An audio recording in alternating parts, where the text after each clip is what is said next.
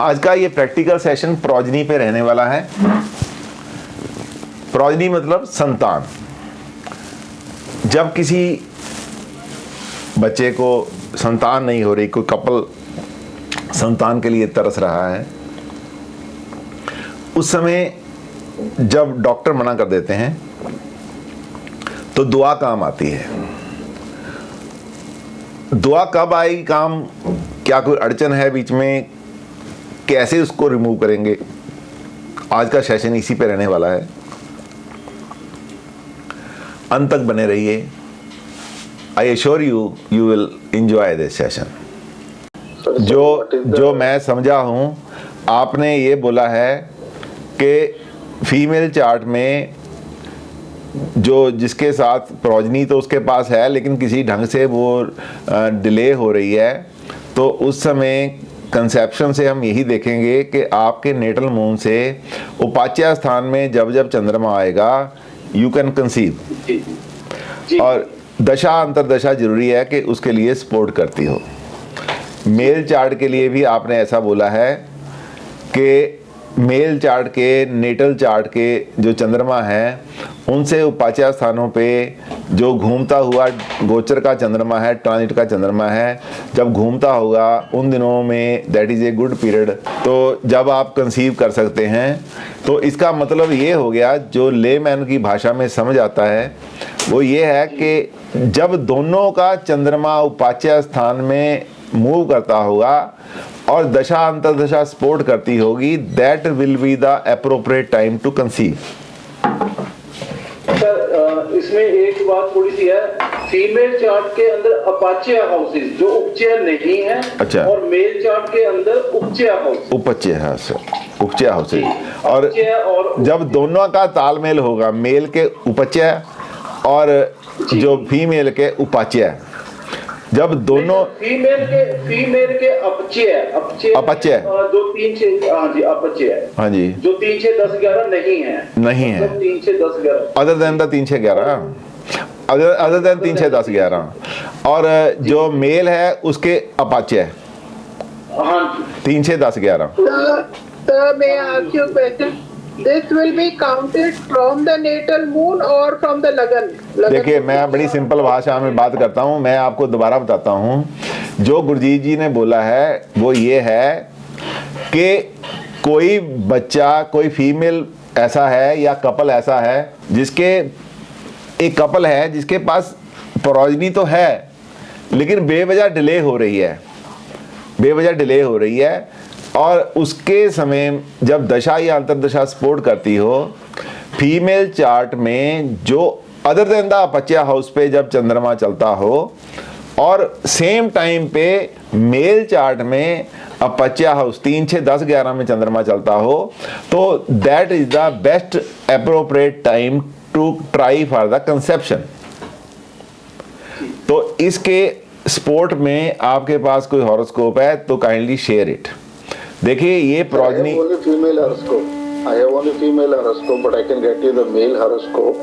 पहले गुरजीत जी को लगाने दो, फिर हम आपकी भी हॉरोस्कोप लेंगे, ठीक है जी। सर देखिए जी, हो गई शेयर, ये हो गई शेयर जी, फीमेल जी। मार्स के अंदर सर चल रहा है वीनस। ओके, करंटली जो दशा है मार्स के अंदर वीनस। ओके, तो वीनस का नीच भंग हो रहा है and aspecting 5th house, so that means like possibility of progeny, but the sun is aspecting also it, so that means like natural तो नहीं होगा, medical assistance और कुछ तो लेनी पड़ेगी।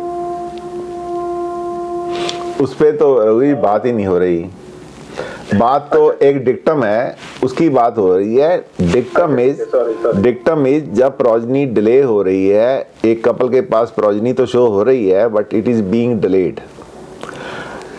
तो उस समय कपल किस समय कंसेप्शन के लिए ट्राई करना चाहिए? इनका कहना है कि जब फीमेल हॉरोस्कोप में with respect to the natal moon जो ट्रांजिट मून है वो अदर देन द अपच्या हाउसेज 3, 6, 10, 11 में जब मूव करता हो, और मेल में अपच्या हाउस 3, 6, 11, 10, 11 में मूव करता हो, तो that is the appropriate time to conceive a child. तो उसके लिए इन्होंने हॉरोस्कोप लगाया है, गोचर इन्होंने लगाया है, और उस गोचर के हिसाब से आज जो चंद्रमा है ये फीमेल का है जी हॉरोस्कोप। हाँ जी सर, ये फीमेल हॉरोस्कोप। ये चंद्रमा जो है दूसरे घर में चल रहा है, जो अपच्या स्थान नहीं है। इसका मतलब फीमेल इस जगह पे ट्राई कर सकती है, ये 2.25 दिन ट्राई किए जा सकते हैं। जैसे जैसे ये 3, 6, 10, 11 पे जब ये ट्रांजिट करेगा तो आप लोगों को वो वाली जो डेट्स होंगी, जब वो 3, 6, 10, 11 भावों के ऊपर ट्रांजिट करेगा, वो डेट्स आपने छोड़ देनी है, और बाकी जितने भी घर हैं हमारे अपचे हाउस से 3, 6, 10, 11 के अलावा उन सभी की डेट्स ट्रांजिट वाले मून की आपने नोट डाउन करनी है एटलीस्ट 3 मंथ्स के लिए। तो अब एक बात और का ध्यान रखना जरूरी है, जो यहाँ पे देश काल पात्र को हम नहीं छोड़ सकते, मेडिकल टर्मिनोलॉजी को नहीं छोड़ सकते। वही दिन काम आएंगे जो मेंस्ट्रुएशनल पीरियड के सेंटर के 2 या 3 दिन होते हैं, उसको हम मेडिकल कंडीशंस को नहीं छोड़ सकते, नहीं तो हमारा जो डिक्टम है वो फेल हो जाएगा। लड़की के मेंस्ट्रुएशन पीरियड के सेंटर के जो 2 या 3 दिन होते हैं, उसी दिन में बच्चा ठहरता है, कंसेप्शन होती है। इसलिए ये जरूरी है कि ट्रांजिट की मूव के साथ देश काल पात्र को भी साथ में लिया जाए, then it will be more good. जब ये होगा, और ऐसे समय में चंद्रमा जो है अपच्या स्थानों को छोड़कर 3, 6, 10, 11 को छोड़कर दूसरे घरों में जा रहा होगा, और एट द सेम टाइम जो मेल है, हस्बैंड है, उसका भी चंद्रमा अपच्या स्थान में होगा, 3, 6, 10, 11 में होगा। उन्हीं दिनों को हम इसके लिए पोटेंट डेज मान सकते हैं। सर इसका एक क्वेश्चन था। हाँ जी। दोनों का मून साइन सेम हुआ तो कपल्स का? हाँ, कोई बात नहीं, मून साइन सेम होगा। बहुत बड़ी बात आपने बोल दी, बहुत अच्छी बात आपने कर दी। तो बड़ा डिफिकल्ट हो जाएगा ये चीज कंसेप्शन में लेने के लिए। सर मेरे पास इसमें एक कंसेप्ट है, मैंने ये पढ़ा था कि जब जुपिटर जिस भी राशि में सबसे ज्यादा पॉइंट्स देता है सर्वाष्टक वर्ग में, विनाष्टक वर्ग में, वो लगन जब राइज होता है तब कंसेप्शन के लिए ट्राई करना चाहिए। बिल्कुल ठीक है। आप मैं एक कंसेप्ट पहले ये कर लें, उसके बाद वो भी करेंगे, ठीक है। तो ये प्रोजनी पे एक ये डिक्टम है, जिसका सेम होगा उस पे ये डिक्टम अप्लाई नहीं होगा। और एक दूसरी बात और है, जो इसको थोड़ा आगे लेके जाता हूँ, उसमें कैसे पॉसिबल हो जाएगा। उसमें पॉसिबल हो जाएगा कि जो जन्मपत्री आप देख रहे हैं वो है हमारी कन्वीनियंस के लिए बनाई हुई 12 घरों की पत्री। तो उस समय यदि हम चार्ट जो हम लेते हैं, जो हमारा कौन सा चार्ट होता है ये केपी में, दिमाग में नहीं आ रहा। एक तो हमारा लगन चार्ट होता है, हाँ जी, भाव चलित चार्ट का सहारा लेके हम ये काम कर सकते हैं। और यदि हम रफ में बोलें तो वहां पे ये डिक्टम काम नहीं आएगा, ठीक है जी। अदरवाइज रफली यदि हम इसको हम वैदिक चार्ट को लेते हैं तो वहां पे डिक्टम काम नहीं आएगा। बेटर है कि ये डिक्टम जो है गुरजीत जी का दिया है, Gurjeet ji should shower light on it. Gurjeet ji बोलिए। जी सर, सर ने जो बात कही है बिल्कुल वही बात है कि एक तो कंसेप्शन के 2-3 दिन वाले जो बाद वाले दिन होते हैं बहुत ज्यादा वो फेवरेबल डेज होते हैं। एंड सेकेंडली अगर हम जो हमारे बेनिफिट या सपोर्टिव प्लैनेट्स होते हैं सिर्फ और सिर्फ प्रोजनी के रिगार्डिंग, जैसे फॉर फीमेल के लिए मार्स एंड जुपिटर, अगर ये ट्रांजिट वाले मून का इन्फ्लुएंस ड्यूरिंग ट्रांजिट, अगर वो उसका इन्फ्लुएंस अगर मार्स से आता है या वो मार्स के ऊपर चला जाता है या मार्स से कोई एस्पेक्ट से उसका इन्फ्लुएंस उसके ऊपर आता है, या इसी तरह से जुपिटर का इन्फ्लुएंस उस मून के ऊपर आता है, तो वो भी जो डेज हैं वो भी कहीं ना कहीं कंसीडरेबल डेज रहेंगे रिगार्डिंग अगर वो प्रोजनी के लिए ट्राई करेंगे अलोंग विद दैट। और रही बात मेल चार्ट की, मेल चार्ट के अंदर वीनस एंड जुपिटर का ट्रांजिट वाले मून के ऊपर इन्फ्लुएंस रहता है ड्यूरिंग ट्रांजिट, तो वो भी उसके लिए सपोर्टिव जो डेज हैं वो हो सकते हैं कंसेप्शन के। तो साथ में पैरेलल ये दोनों चीजों को भी आप ध्यान में रखिए। और थर्ड जो सर ने बताया कि जो फीमेल के मेंस्ट्रुएशन खत्म होने के इमीडिएटली 3 या 4 दिन हैं, उनको भी आपको स्पेसिफिक राउंड ऑफ करना होगा। चलिए, अच्छा, तो ये बात है किसी के पास। रघु जी आप कुछ बोल रहे थे, कौन सी आपके पास हॉरोस्कोप है? हाँ सर, आई हैव 3 हॉरोस्कोप। पहला एक लेडी का हॉरोस्कोप मैं दे सकता हूँ सर? हाँ बोलिए, शेयर कीजिए। हम शेयर करना बंद करते हैं। रुचि जी आप शेयर बंद कर दो। रघु जी ठीक है हॉरोस्कोप? हाँ ठीक है सर, करेक्ट। सर पहले प्रॉमिस देखना तो चाहिए सभी स्टूडेंट। सबसे पहले प्रॉमिस देखो जी। तो प्रॉमिस देखने का फार्मूला पढ़ो सबसे पहले, ताकि सब लोग प्रॉमिस देखें। प्रॉमिस देखने का फार्मूला सबसे पहले फिफ्थ हाउस लॉर्ड वो कहाँ पे है, उसके ऊपर इन्फ्लुएंस कैसे ग्रहों का है और वो कहाँ की लॉर्डशिप है उन ग्रहों के पास, और जो फिफ्थ हाउस लॉर्ड है उसके ऊपर कैसे ग्रहों का इन्फ्लुएंस है। तो सबसे पहले तो आपको इन चीजों का एनालिसिस करना चाहिए। जैसे कि 5वें घर के ऊपर चंद्रमा 11वें घर से देख रहा है, लेकिन वो 8वें घर का लॉर्ड है, that is the chronic disease house. और जो बृहस्पति है वो 12th हाउस लॉर्ड है, ये भी अच्छे घर का लॉर्ड नहीं है, और इन दोनों का जो इन्फ्लुएंस है वो 5वें घर के ऊपर है। और जो 5वें घर का लॉर्ड है Sun, that is also in the 6th house with Ketu, also the another planet of disease, and this is also the another combination of disease, because this is a prime disease house, 6th house. And along with that, Mars is also aspecting from the 10th house to the 5th house with 8th aspect, और ये भी जो है 8वें घर का मालिक है। तो ठीक है, कहीं ना कहीं affliction Saturn is also aspecting the 5th house. is also aspecting from the 8th house. Yes.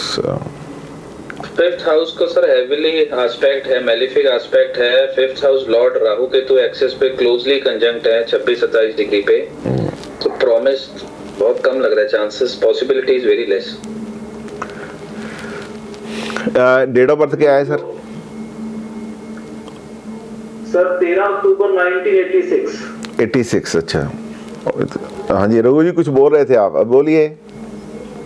Only fifth house is afflicted, fifth lord is afflicted, everything is afflicted. But as we consider first 1, 5, 7, if you look at first lord is exalted in the 10th house. Okay. That is one good thing. And the Karaka Jupiter is aspecting 5th house.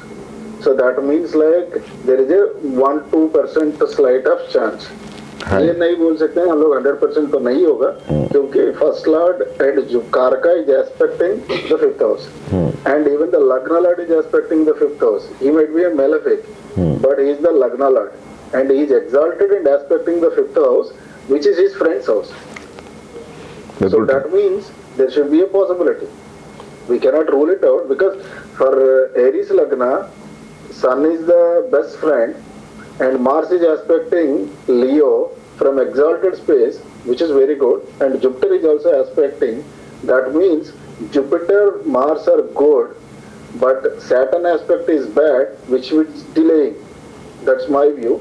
And Sun is like 5th house lord in 6th house, which is along with Rahu Ketu, which is like the diseases and other stuff. That's another thing. So my view is that there is a possibility of with a delay. बिल्कुल delay. इनको थोड़ा ऐसा है कि Saturn from the 8th house is expecting and Mangal is also expecting. She will have to undergo some little surgery, क्योंकि इनके uterus के मुंह पे जो है सिस्ट है। करेक्ट, आपको पता होगा। ठीक है ना। और I don't know, but हाँ, मुंह पे सिस्ट है, यूट्रस के मुंह पे सिस्ट है, और जिसकी वजह से क्या है, फैलोपियन ट्यूब प्रॉपर काम नहीं कर पा रही, और इनको कई बार फील होता है कि इस बार मैं कंसीव कर गई, लेकिन थोड़ी देर के बाद वो जो इम्प्रेशन है ख़त्म हो जाता है। तो ये मेडिकल एस्ट्रोलॉजी का सब्जेक्ट है, मैं आपको बता भी देता हूँ मैं कैसे ये क्यों बोल रहा हूँ। एक तो सबसे पहले 5th लॉर्ड जो है वो सन है, वो केतु के साथ बैठा है, छठे घर में बैठा है। सन शिष्ट का कारक है। दूसरा, मंगल जो है, मंगल इज एक्सपेक्टिंग 5th हाउस। इसका मतलब क्या है कि मंगल जो है कुछ सर्जिकल इंटरवेंशन चाहता है वहां पे, हालांकि एग्जाल्टेड है लेकिन वो चाहता है। और दूसरा, रे ऑफ होप जो है, ये बृहस्पति जो वहां पे बैठा देख रहा है इसको, वो 9th का लॉर्ड भी है, 12वें का घर तो है, वो 9th का लॉर्ड भी है। और मैंने आपको एक डिक्टम दिया हुआ है, उस डिक्टम का किसी ने जिक्र नहीं किया। क्या किया है? 2nd lord and 2nd house and 12th house lords are dependent lords. They are purely dependent upon their 2nd sign and the position they are posted in। तो इसके लिए क्या है, बृहस्पति, जब बृहस्पति है 12वें घर का स्वामी है, इसका मतलब ये डिपेंड करता है अपने दूसरे साइन कौन से घर में बैठा है, that is 9th house, beautiful house. उसमें कोई इसका अपना घर भी है वो, इसलिए ये बृहस्पति की शुद्धता वहां पे काम आ जाती है, बन जाती है। लेकिन एक काम खराब है, बृहस्पति बैठा बाधक स्थान पे है, एरीज लगन के लिए 11वां घर जो है बाधक स्थान है, मूवेबल लगन है, 11वां स्थान बाधक स्थान है, इसलिए जो जुपिटर है यहाँ पे बाधा डालता है। बाधक जो होता है ये बाधकेश नहीं है, ये बाधकेश नहीं है। यहाँ पे रेमेडी बताता हूँ आपको, ये बाधकेश नहीं है, बाधकेश जो है वो सैटर्न है जो 5वें घर को देख रहा है। इसका मतलब बाधकेश बाधक कारका for the progeny, Jupiter is expecting 5th house. यहाँ पे चंद्रमा जो है वो 4थे घर का मालिक होने की वजह से जब ऐसा समय आता है तो ये लड़की बीमार पड़ जाती है, गायनिकोलॉजिकल डिजीज इसको आ जाती है, हो सकता है इसको थोड़ा पानी पड़ता हो। हाँ, और दूसरी बात यह है कि इसलिए अब क्या करना है, रेमेडी यहाँ से कैसे बनेगी, आप लोगों का सबसे पहला पार्ट हो, कल भी ये सब लोग बोल रहे थे रेमेडी अब बताना। अब रेमेडी यहाँ से कैसे बनेगी, सबसे पहले बाधकेश की रेमेडी बनेगी जो 8वें घर से एस्पेक्ट कर रहा है शनि का, शनि की रेमेडी बनेगी नंबर 1। नंबर 2 रेमेडी बनेगी बाधक की, बाधक जो है वो बृहस्पति है। नंबर 3 रेमेडी बनेगी चंद्रमा की, वो भी यहाँ पे आके बाधक बन गया है, 4थे घर का गुड बैड हेल्थ का मालिक है, जो समय पे at the time of conception इसका कोई ना कोई प्रॉब्लम आ जाती है, तो ये यहाँ से बाधक बनेगा।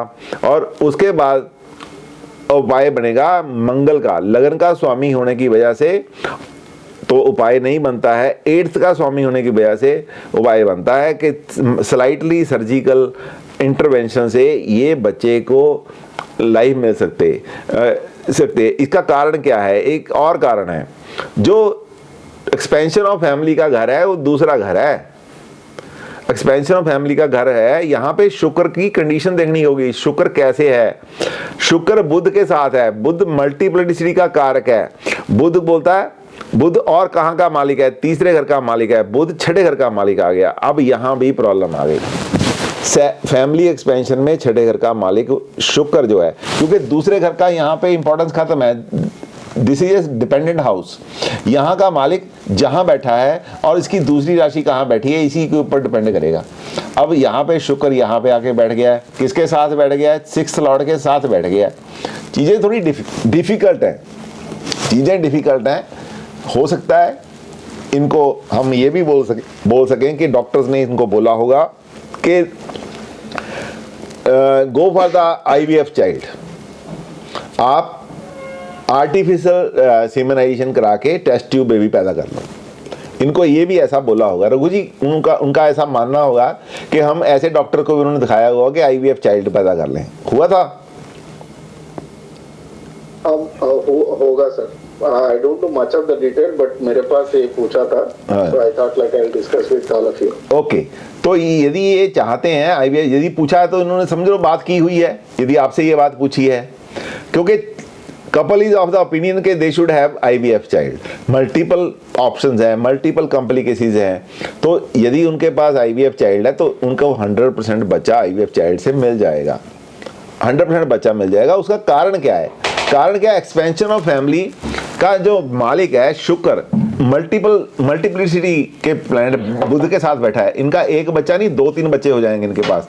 तो लेकिन सबसे पहला बच्चा होने में प्रॉब्लम है, तो वो ये इसलिए नहीं हो पा रहा कि यहाँ पे बाधकेश, दोनों बाधक और 4th घर का स्वामी, 6ठे घर का स्वामी, 8वें घर का स्वामी, 8वें घर से सैटर्न का एस्पेक्ट और 5वें घर का स्वामी सन केतु के साथ होना, बहुत सी चीजें इकट्ठी हो गई हैं। और ये जो सैटर्न है ना, यहाँ पे सैटर्न है जो ये सैटर्न जो एक उसके पास और प्रॉब्लम आ गई है। सैटर्न मेलेफिक ज्यादा हो गया है, एस्पेक्टेड बाई राहु। सैटर्न जो है एस्पेक्टेड बाई राहु है, इसके लिए इसकी जो मेलेफिसेंसी है वो बढ़ गई है। बुध के साथ बैठा है, इनका एक बच्चा नहीं 2-3, they should be suggested IVF child. बाकी आप सारे धंधर बैठे हैं, अपना अपना राय दो।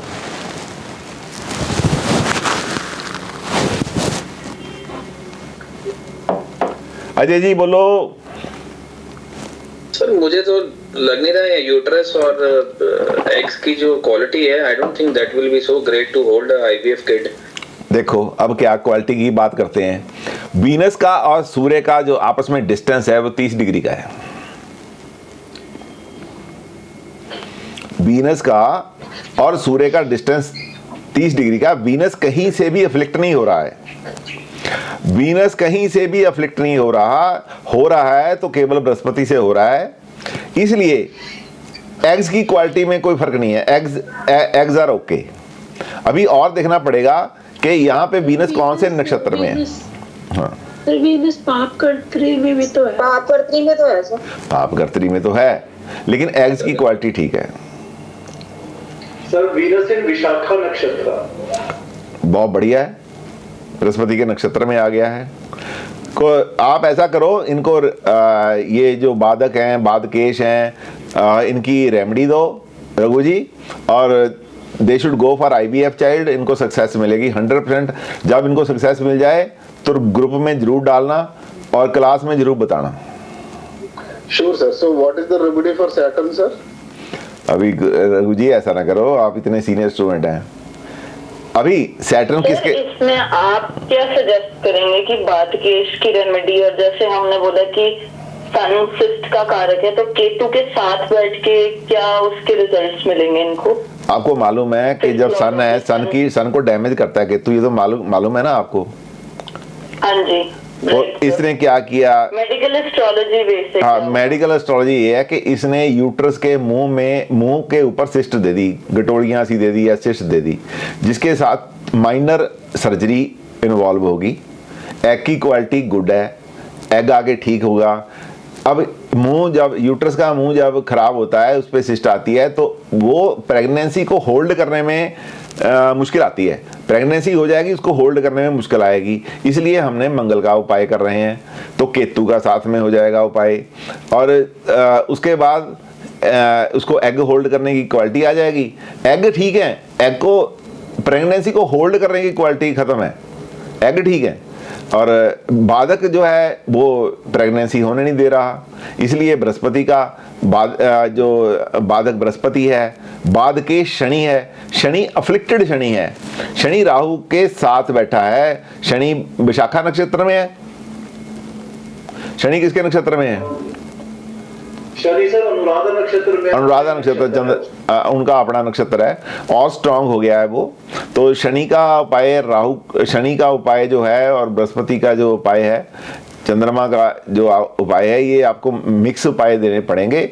मिक्स का मतलब क्या होता है? जैसे सतनाजा होता है, सतनाजा सतनाजा में अब हमें क्या करना पड़ेगा, केतु के जौ ज़्यादा ऐड करने पड़ेंगे, बाकी तो उसमें सब कुछ आ जाएगा।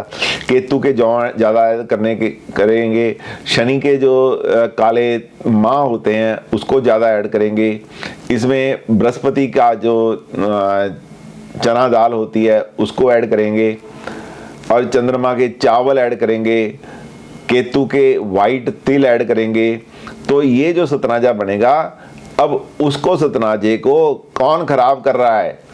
बुध छठे घर का मालिक है। बुध छठे घर का मालिक है, छठा घर बुध का है जो एग्स के साथ बैठा है, हमारी दूसरे घर की फैमिली एक्सपेंशन के साथ बैठा है, जो जेनेटिकल ऑर्गन्स के अंदर के हिस्से हैं उनके साथ बैठा है। बुध नेचुरल कारका है मेंस्ट्रुएशन का, बुध नेचुरल कारका है फीमेल ऑर्गन का, इसलिए बुध नेचुरल कारका है विजाइनल इन्फेक्शन का, बुध नेचुरल कारका यहाँ पे यूट्रस की हेल्थ का भी बन गया है। इसलिए बुध क्योंकि आज सातवें घर से आगे छठे घर में आ गया है, और इसलिए हमें ये चीज़ें गौशाला में दान करनी पड़ेंगी। गौशाला, बुध जो है वो गौशाला का कारक है, गौशाला में ये चीज़ें दो।